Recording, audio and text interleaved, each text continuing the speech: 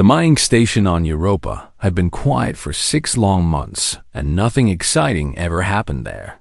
Just the same routines day after day as the crew drilled through kilometers of ice to reach the ocean hidden far below. The frozen surface, 23 people lived and worked on that station, doing their jobs without complaint, waiting for their contracts to end so they could return home to Earth and see their families again. Among them was a man named Danny Cole, who worked as a maintenance technician and spent his days fixing pipes and circuits and anything else that broke down in the harsh conditions of the icy moon. He was 32 years old with rough hands and tired eyes. A man who had learned long ago that life rarely gave you what you wanted, and you just had to keep moving forward anyway.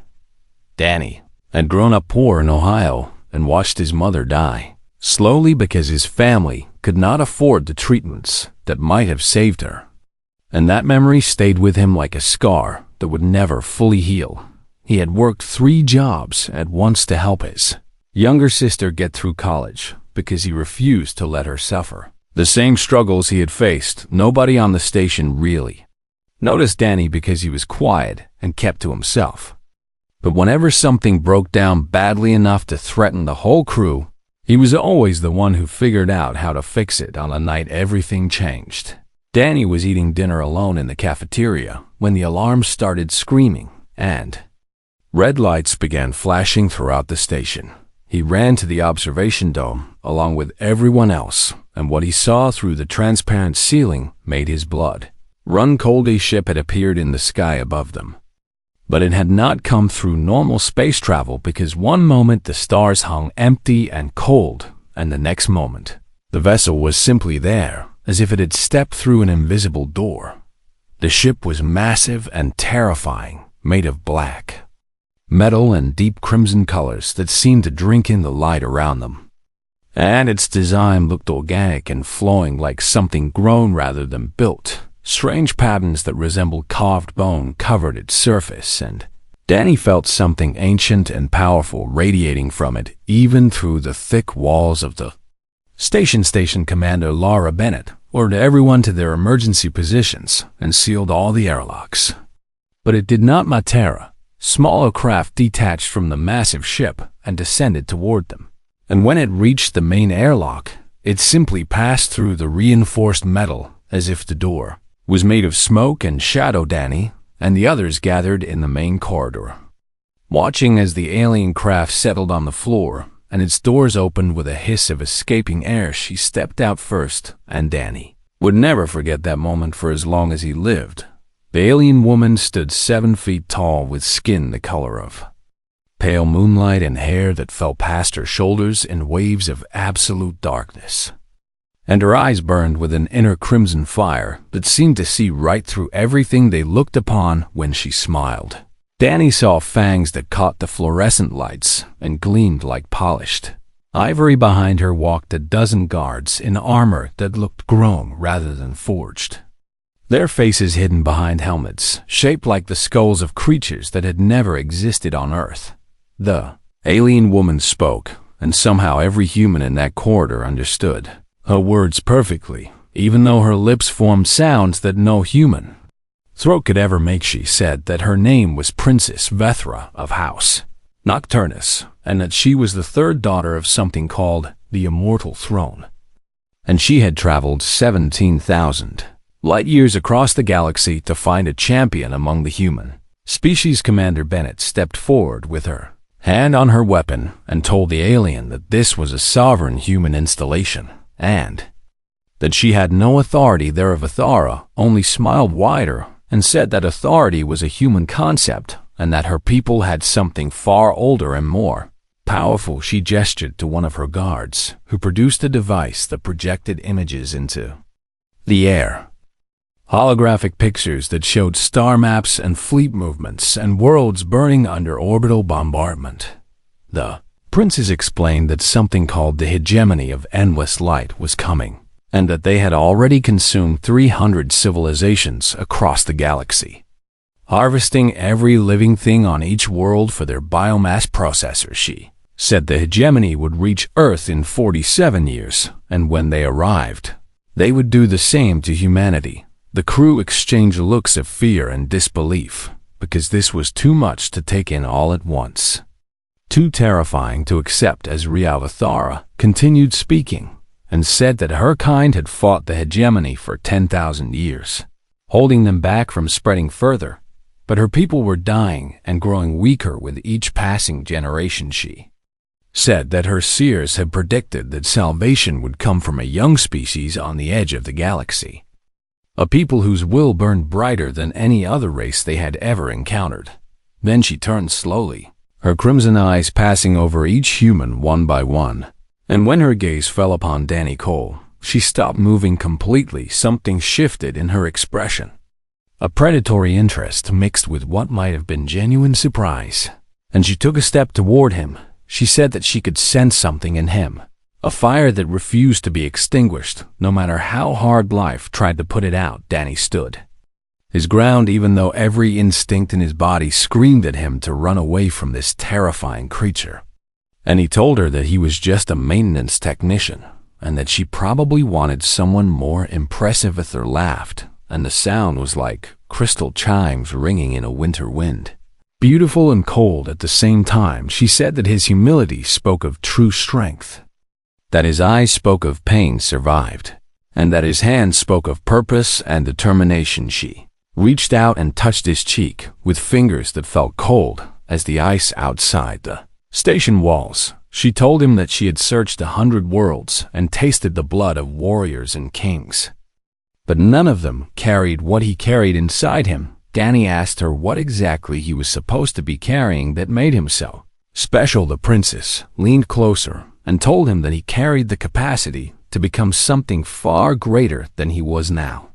The willingness to keep fighting when all hope seemed lost, and the stubborn, furious refusal to accept death, even when it seemed inevitable.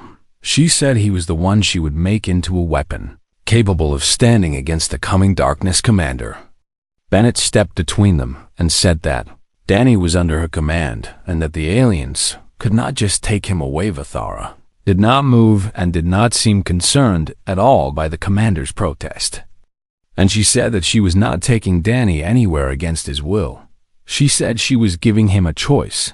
She asked Danny Cole of Earth if he would become her champion, if he would allow her to share her blood with him and remake him into something that could stand against the coming darkness. Danny looked at the projections still floating in the air, at the images of worlds reduced to ash and species erased from existence, and he thought about his family back on Earth, and his sister, who had just started her career, and his aging parents in their small house in Ohio. He asked what would happen if he said Navathara told him that she would search elsewhere, and that his people would face the hegemony alone in 47 years.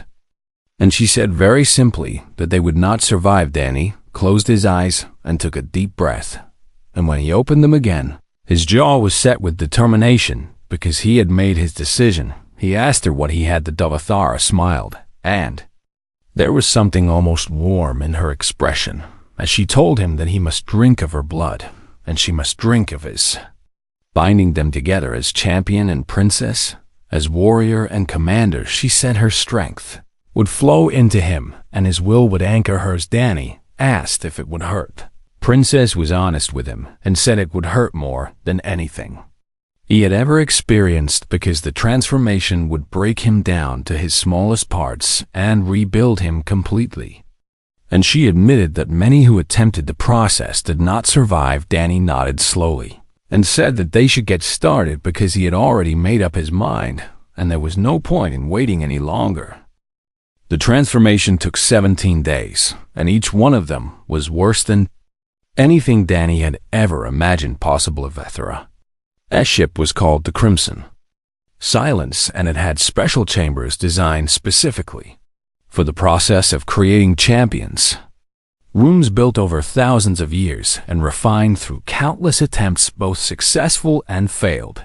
Danny was laid upon a table made of black stone in a chamber lit only by strange, bioluminescent growths that pulsed with a rhythm like a heartbeat, casting eerie shadows across the walls.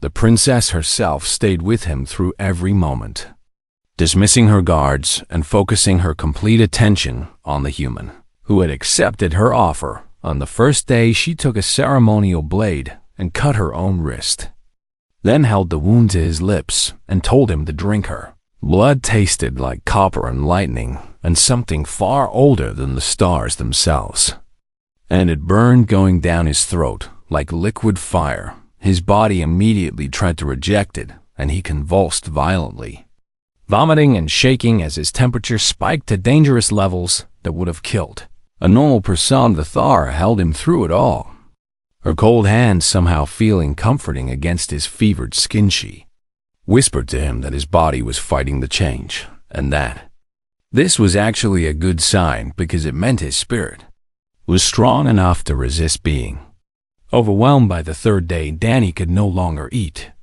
human food because his body craved only the blood of the princess. She gave it freely, opening her veins again and again to sustain him through the transformation.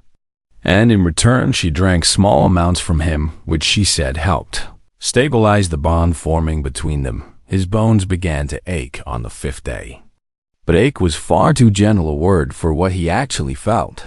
They were shifting inside him, lengthening and strengthening as his entire skeleton restructured itself into something more resilient and powerful than human bone had ever been. The pain was beyond anything he could have prepared himself for, and he screamed until his voice gave out completely.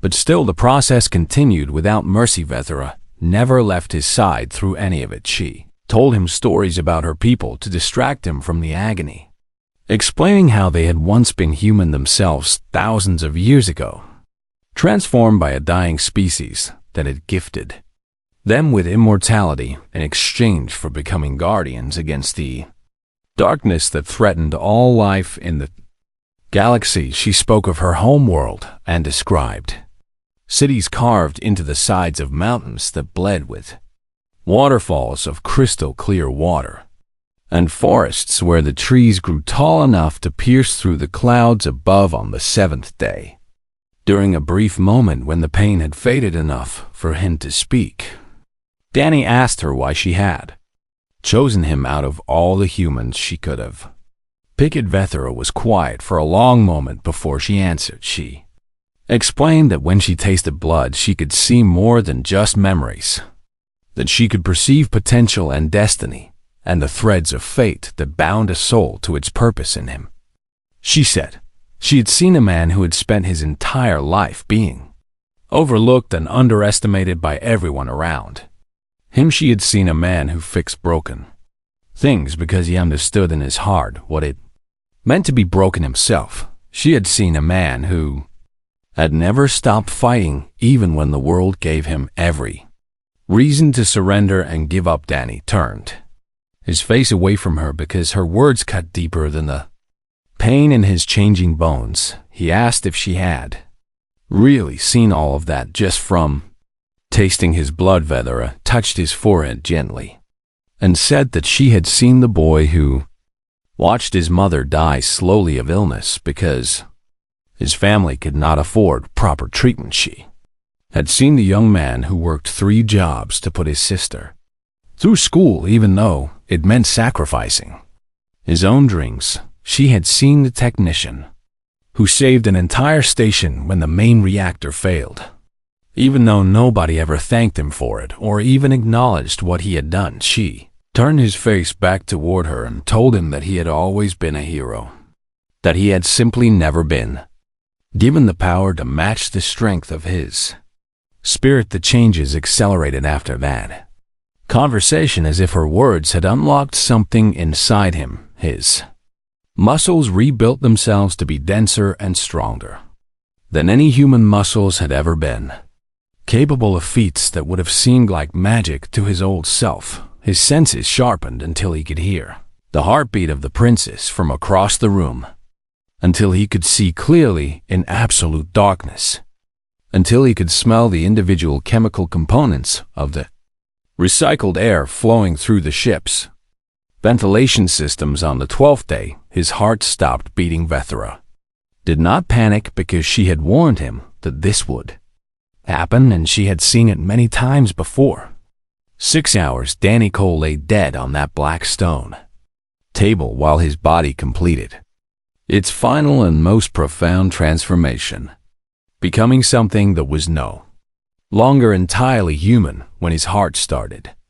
Again, it beat stronger and steadier than any human heart had ever beaten before he opened his eyes, and they glowed with a faint crimson light that matched the fire in the princess's own Gazavithora. Asked him how he felt. Danny sat up slowly, testing his new body and finding that everything felt different now, sharper and more alive than he had ever experienced. He could feel the princess's presence in his mind like a warm ember glowing in the darkness, and if he focused, he could sense her emotions and even catch glimpses of her thoughts. He told her that he felt like he could tear through steel with his bare hands. She smiled and said that he could do exactly that and much more besides, then stood and offered him her hand. She said his training would begin immediately because there was no time to waste. The remaining 5 days were spent learning to control his new abilities and understand the limits of what he had become. He was faster than any human athlete who had ever lived, strong enough to bend metal bars with minimal effort, and durable enough to survive wounds that would have killed his old self 10 times over.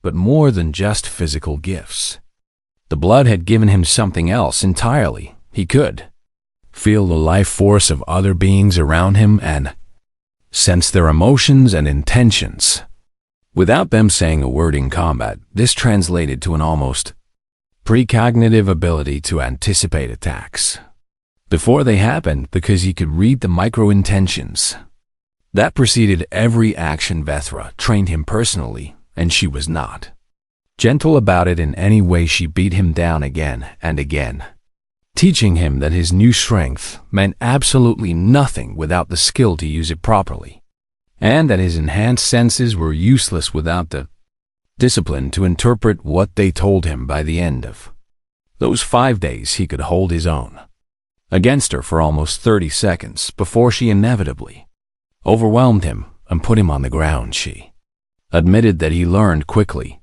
and said that most new champions took months to reach the level he had achieved in less than a week. Danny wiped blood from his split lip and said that he had always been good at fixing things, including himself. Vethra smiled at him, and for the first time since they had met, the expression actually reached her eyes and showed something like genuine warmth. She said simply that she had chosen well. Danny felt the bond between them pulse with shared satisfaction and knew that whatever challenges lay ahead, he would not face them alone. He had been remade into something powerful and terrifying, a weapon designed to fight against the darkness that threatened to consume everything he loved. But he was also something more than just a weapon now. He was a champion bound to a princess who had searched the stars for someone exactly like him, and together they would show the galaxy what humanity was truly capable of when pushed to the very edge of extinction. They came to Earth 3 months after the battle with the Hegemony Scouts. The Nocturnus fleet materialized in orbit above the blue planet without any warning. 100 ships of black and crimson appearing from nowhere and filling the sky with their ancient and terrifying presence. Every military installation on Earth went to full alert within seconds, and every satellite capable of pointing a weapon at the sky activated its targeting systems. The people of Earth had received transmissions from Danny explaining what had happened on Europa and warning them about the threat that was coming.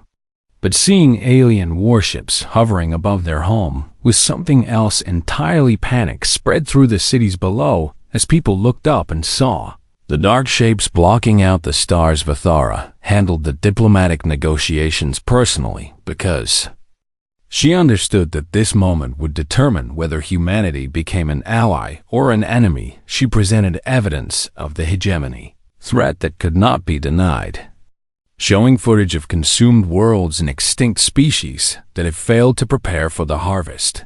She shared technology that proved her people's good intentions, devices and knowledge that could help humanity advance by centuries in a matter of years, and she offered an alliance that would give humans access to everything her empire had learned about war and survival over 10,000 years of fighting. In return, she asked for only one thing. She asked for volunteers. Vithar explained to the assembled leaders of Earth's governments that she needed more champions because humanity possessed a quality her people called the burning spirit, a capacity for desperate defiance that they had not seen in any other species. With proper transformation, she said, human volunteers could become warriors, capable of standing against the hegemony's finest soldiers. The debates lasted for weeks as politicians argued and scientists analyzed and religious leaders prayed for guidance. Some said that accepting the alien offer would mean surrendering humanity's independence and becoming soldiers in someone else's war. Others pointed out that refusing would mean facing extinction alone in 40 years with no hope of survival. Danny spoke before the United Nations Assembly and told his story from beginning to end, holding nothing back about the pain of transformation or the horror of battle. Then he showed them what he had become. He lifted a 10-ton vehicle above his head with one hand and held it there effortlessly while the delegates watched in stunned silence. He moved across the chamber faster than their eyes could follow, appearing and disappearing like a ghost made of shadows. He demonstrated the bond he shared with Vethra and explained how their combined strength was greater than either of them could achieve alone. He told them that he had been nobody special before all of this, just a maintenance technician from Ohio who fixed broken pipes and faulty circuits for a living. Now he could tear through battleships and kill enemies by the dozens and protect the people he loved from threats that would have destroyed his old self without even noticing he existed.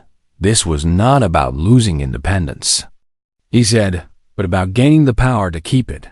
The vote passed with an 87% majority in favor of the alliance. Within a month, recruitment centers had been established on every continent, and hundreds of thousands of humans applied to become champions. The screening process was strict because Vethra had warned that many would not survive the transformation, and she would only accept those with the highest chance of success. Among the first batch of candidates was a woman named Lucy Martinez, who had served 3 tours as a Marine before a spinal injury forced her into early retirement. The transformation healed her completely and gave her strength that made her previous physical abilities seem pathetic by comparison. And her tactical mind made her one of the most effective warriors in the new champion corps. There was also Kevin Park, a surgeon who had lost his entire family in a hospital fire 10 years earlier and had spent every day since then trying to save others from experiencing the same pain. His empathic abilities after transformation were stronger than any the Nocturnus had ever recorded, allowing him to sense danger before it arrived and coordinate teams with almost telepathic precision. And there was Grace Thompson, a 16-year-old girl who had been dying of a genetic disease that had no cure and no treatment. She was technically too young for the program, but Vethra made an exception after sensing something in her blood that she refused to explain to anyone. Grace survived the transformation against all medical predictions and emerged with abilities that surprised even the princess, powers that seemed to bend the rules of what champions were supposed to be capable of. Danny trained them personally, working alongside Vethra's senior warriors to prepare the first generation of human champions for the war that was coming. It was brutal and demanding work that left everyone exhausted at the end of each day. But Danny found a purpose in it that he had never known before. He was building an army that would protect humanity, and every new champion who completed their training was another shield between Earth and extinction. He also found himself drawn deeper into his relationship with Vethra. As the months passed, what had begun as a bond of necessity had grown into something much more personal and meaningful.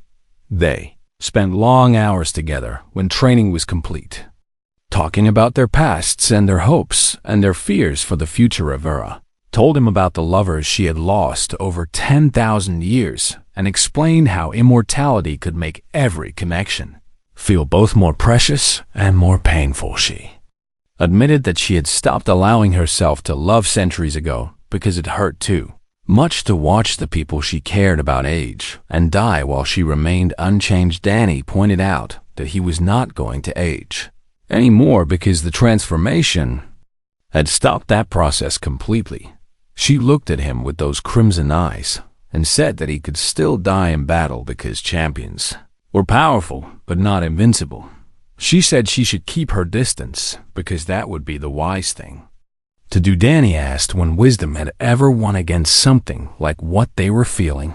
Vethra laughed softly at that and admitted he had made a fair point. When she kissed him, her lips were cold, but Danny had never felt anything so warm in his entire life. They stood together on the observation deck of her ship, looking down at Earth, turning slowly below them, and Danny realized that he had found something he never expected to discover in the middle of preparing for Galactic War. He had found love with a princess who had searched the stars for someone exactly like him, and together they would build an army that would show the hegemony exactly what humanity was capable of when fighting for survival. The first real battle came much sooner than anyone had expected. Vera's fleet had been tracking a hegemony scouting force that had strayed into the outer reaches of human space. And these were not the main invasion fleet, but advance units sent to gather intelligence and identify weaknesses before the harvest began. Danny stood on the bridge of the Crimson Silence and watched through the massive viewport as the enemy ships emerged from hyperspace like nightmares becoming real. They were vessels of white metal and blinding light, covered in organic growths that Vethra explained were the harvested biomass of countless consumed worlds, shaped into weapons and armor by the hegemony's twisted technology. 4 cruisers hung in the void before them, each one carrying approximately 2,000 warriors trained and modified for nothing but killing and conquest. Vera observed the enemy formation with calm eyes and said they would attempt to board rather than destroy, because ships like the Crimson Silence were valuable prizes that the hegemony preferred to capture intact. Danny asked what their battle plan would be. Princess smiled in a way that showed her fangs and said they would allow the enemy to board, and then they would show the hegemony exactly what a human champion could do. The battle began with a barrage of energy weapons that crashed against the shields of the Crimson Silence like waves against a cliff, powerful but unable to break through the ancient defenses. Then came the boarding pods.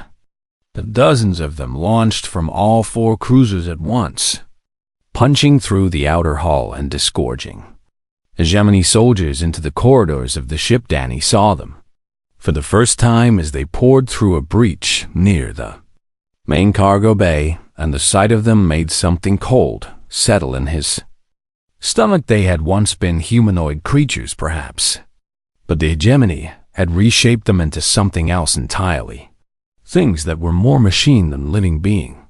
Their bodies were encased in biomechanical armor that pulsed with internal light, and their faces were hidden behind featureless masks of white metal that showed no emotion or mercy. Their weapons fired beams of concentrated energy that could cut through steel like a hot knife through butter.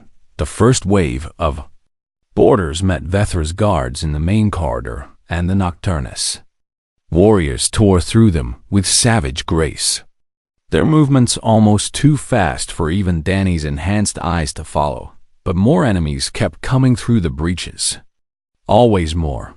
An endless tide of white armored soldiers filling the corridors of the ship. Vethra pointed toward a passage that led deeper into the vessel and told Danny to go because the enemy was attempting to reach the engine room, and if they disabled the drives, then the ship could not escape. Danny moved before she even finished speaking, his new body carrying him through the ship at speeds that would have killed his human self instantly. his enhanced senses guided him through the chaos of battle, letting him feel the cold mechanical determination of the enemies ahead and sense their movements before he even saw them. He met them in a junction point where 3 corridors came together and found himself facing 12 hegemony soldiers, with their weapons raised and their targeting systems locking onto his position. Danny did not give them time to fire. He was among them before they could react, his enhanced strength turning every blow into a killing strike that shattered armor and crushed the bodies within. He tore weapons from their hands and used them against their owners, moved between enemies like a ghost made of violence and fury. The blood bond with Vethra sang in his veins and fed him strength and speed beyond anything he had achieved in training, filling him with a burning will to destroy every enemy that threatened those he was sworn to protect. In 17 seconds, all 12 hegemony soldiers lay dead or dying around him. Danny stood in the center of the carnage and breathed hard, his hands covered in blood and the strange fluids that passed for blood in the enemy soldiers. Part of him was horrified at what he had just done and at the violence he had unleashed without hesitation or mercy, but another part of him, the part that had been awakened by the princess's blood, felt only satisfaction at a job well done. This was what he had become, and this was what he was made for. Enemies came through the corridors, seeking the engine room, and he killed them all. He lost count of how many fell before him, but it did not matter, because each one was simply an obstacle between him and the pristine protection of the ship. When the battle finally ended, the hegemony boarding forces had been completely eliminated. Every single soldier who had entered the Crimson Silence now lying dead in its corridors.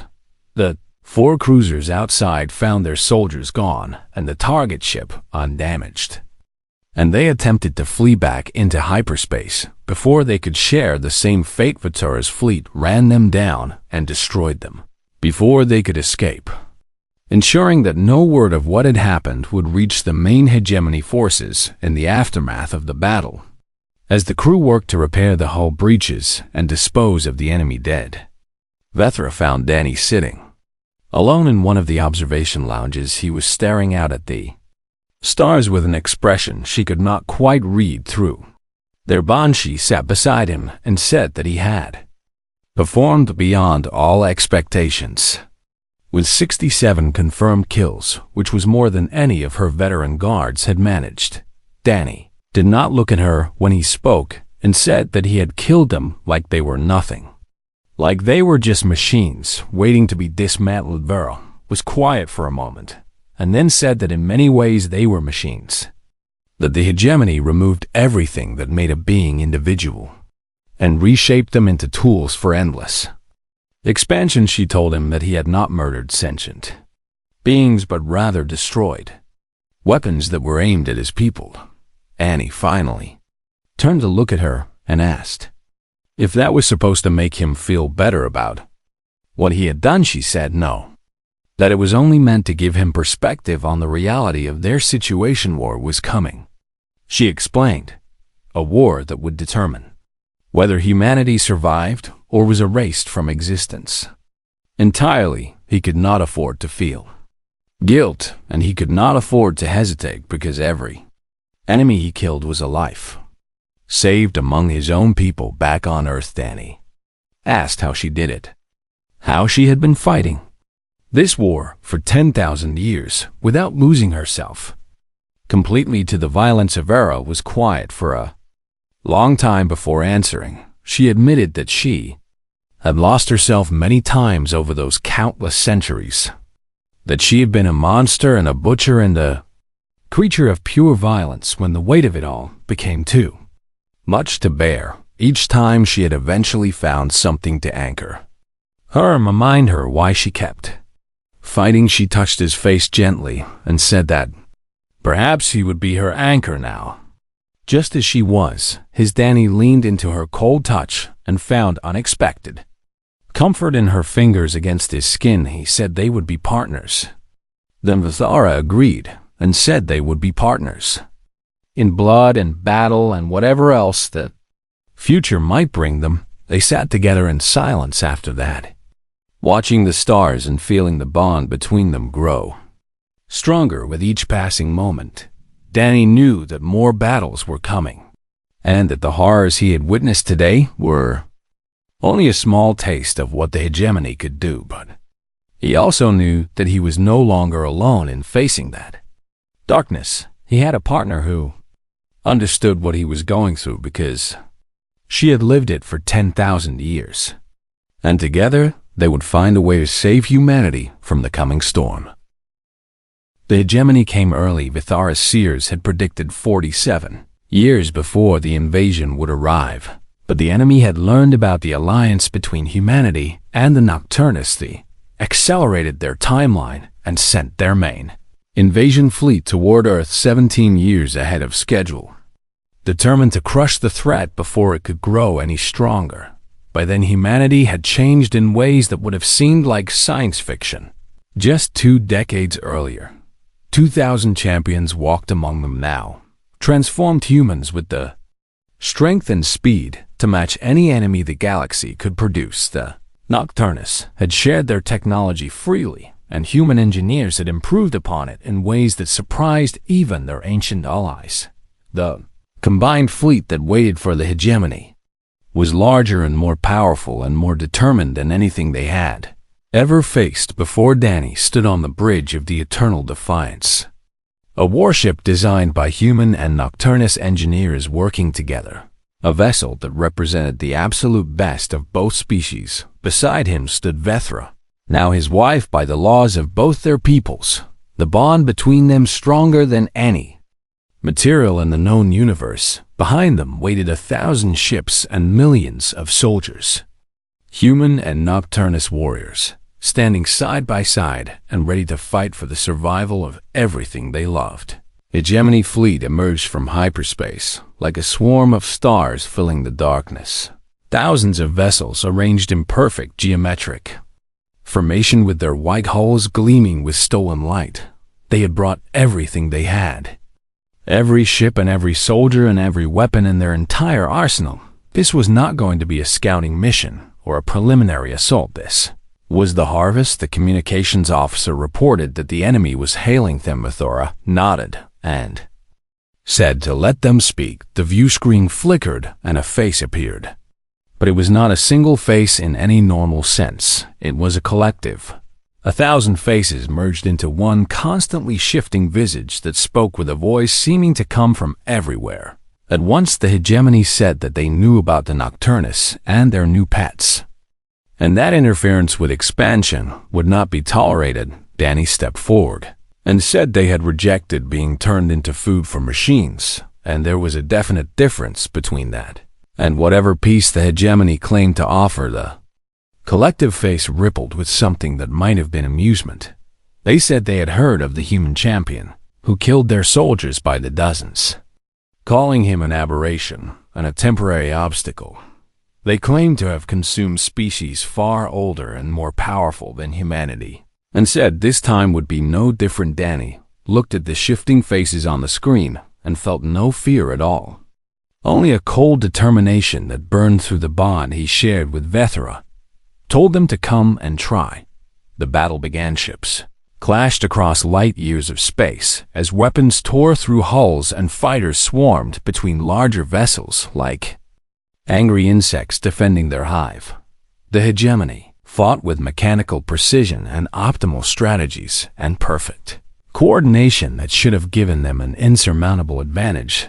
The Allied fleet fought with something else entirely, a desperate fury and a refusal to surrender that no algorithm could predict or counter. Danny led the boarding actions personally, dropping onto enemy vessels with teams of human champions and tearing through hegemony soldiers with violence that would have horrified his old self. Beside him fought Lucy Martinez, whose tactical genius perfectly complemented his raw power. Kevin Park saved countless lives by sensing ambush before they happened and coordinating their teams with almost supernatural precision. Grace Thompson had become something like a legend among the champions.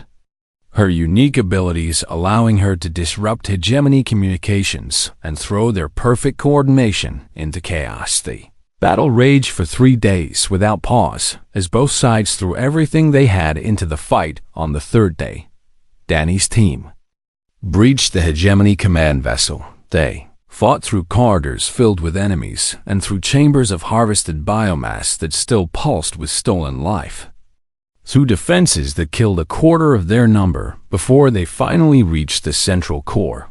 There they found the Overminded was not a creature in any conventional sense, but rather a mass of interconnected nodes, a network of consciousness that had been growing for millions of years by absorbing species after species into its collective awareness. It spoke with the voices of 1 trillion consumed beings, and its presence pressed against Danny's mind like a physical weight trying to crush him. The Overmind said they could not destroy it because it was eternal, the endpoint of all evolution and the final unity that all species must eventually join. Danny looked at the ancient horror before him and felt its consciousness trying to overwhelm his own, trying to absorb him into the collective, just as it had absorbed so many others. And he laughed. He asked if it knew what he had been before all of this. Just a maintenance technician who fixed broken things for a living. Raised his hands and felt the power that Vethra's blood had given him, the burning spirit that made humanity unique among all the species in the galaxy. He said the Overmind was broken in a way that he could never hope to fix. He struck the blow was not physical, but something far deeper. A projection of pure will through the bond he shared with Vethra, amplified by the connections he had forged with every champion he had ever trained.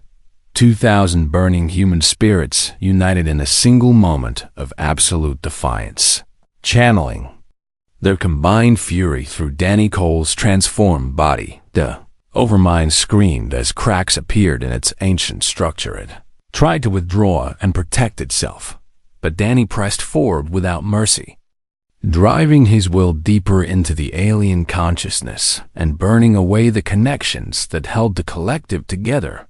He said this was for every species the hegemony had consumed, for every world they had harvested, for every life they had stolen.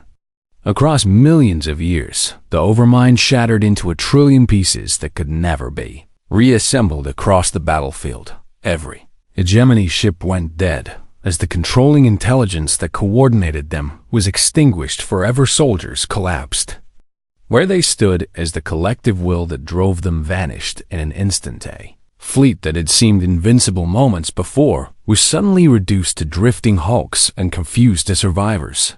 The Allied forces did not celebrate immediately because there were too many dead and too many wounded and too much damage to repair. But as the reality of their victory began to sink in, a cheer started spreading through the fleet and grew until it seemed like the stars themselves were celebrating with them. Danny found Vethra on the bridge of the Eternal Defiance with her face streaked with blood from a wound that was already healing. She took his hands in hers, and her crimson eyes met his glowing gaze. She whispered that he had actually done it. Danny corrected her and said they had all done it together. Vethra smiled, and for the first time in 10,000 years there was no war waiting for her when she woke up each morning. She asked what would happen now. Looked out at the stars and at the future that humanity had won the right to claim for themselves. He said they would rebuild and heal and make sure nothing like this ever threatened their people again. He pulled his wife close and felt her cold body against his, while finding warmth in the heartbeat they now shared through their bond. He said that maybe if they were lucky, they would get to be happy for a while. Vethra laughed softly and said she had almost forgotten what happiness felt like after so many centuries of endless war. Danny kissed her forehead and said he would remind her every single day for as long as they both lived above them. Earth turned in its eternal orbit, blue and green and beautiful, a world that had come within a whisper of complete extinction and had survived. Because of the courage of those willing to fight for it, humanity had faced the darkness and emerged victorious. And Danny Cole, the maintenance technician from Ohio who had been remade into something far greater than he ever imagined possible, had found something he never expected to find in a universe of blood and battle. He had found a home with the alien vampire princess who had claimed him as her champion. He had found a purpose that made every moment of pain worthwhile, and he had found a love that would burn brighter than any star for as long as the universe continued to exist.